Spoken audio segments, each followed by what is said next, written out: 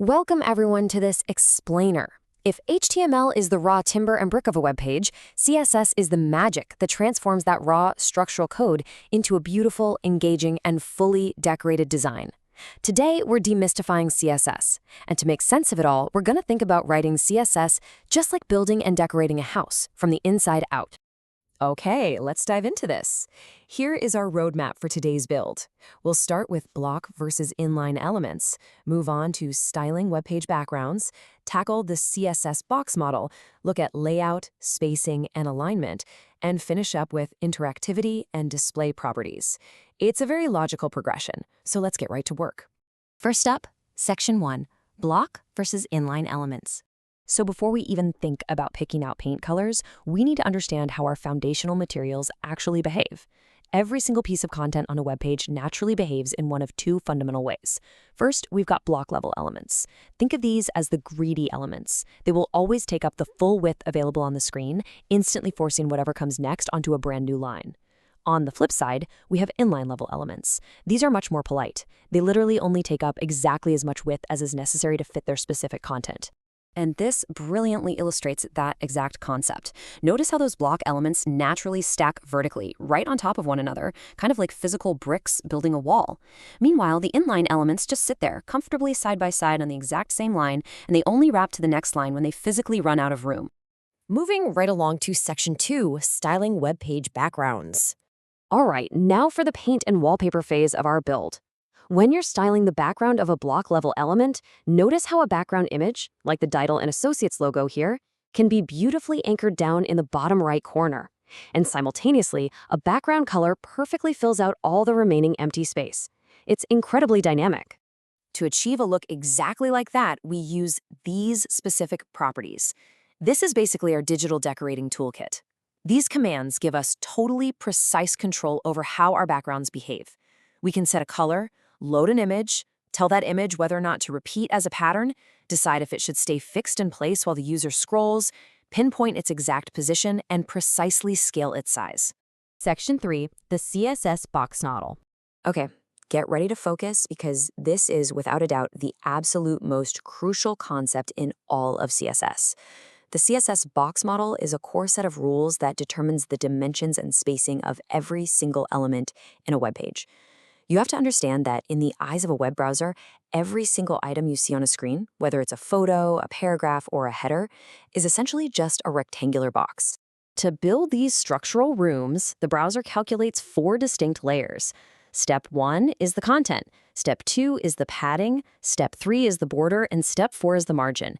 If we lean heavily into our room analogy here, the content is the person standing in the room. The padding is the empty walking space right around that person.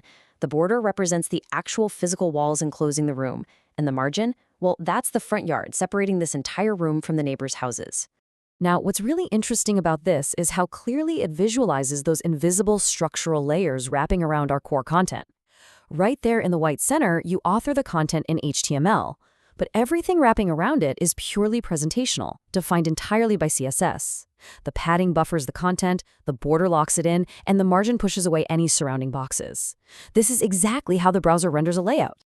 So the crucial point we need to make is how your paint and wallpaper actually interacts with these specific box layers. Your element's background color completely covers the content area and stretches outwards to cover the padding area as well, stopping right at the border. But the margin sits completely outside the border, so it remains totally transparent. That allows whatever parent element's background is sitting behind it to show straight through. Let's move on and see how this builds, because this structure gives us some incredible flexibility. We aren't just stuck with a perfectly uniform symmetrical box. We have totally independent, granular control over the spacing on all 4 sides. We can manipulate the top, right, bottom, and left padding individually to shape the space exactly as our design demands. Which brings us to Section 4, layout, spacing, and alignment. To arrange our boxes into a stunning layout, we use properties like padding top or padding left. We are specifically telling the browser exactly how much breathing room to generate on that precise side. Adding these specific padding commands is actually one of the absolute fastest ways you can drastically increase the readability of the content inside your boxes. But creating a great layout requires a bit more than just padding. We have a whole suite of layout controls at our fingertips. We can forcefully set the box width and height to override an element's default block or inline behaviors. We define the exact space between adjacent elements using our margins, and we can even use the float property, which basically allows elements to float to the left or right side of a container, letting text organically wrap right around them. These layout properties work beautifully hand in hand with the box model to position elements exactly where we want them. And finally, Section 5, Interactivity and Display Properties.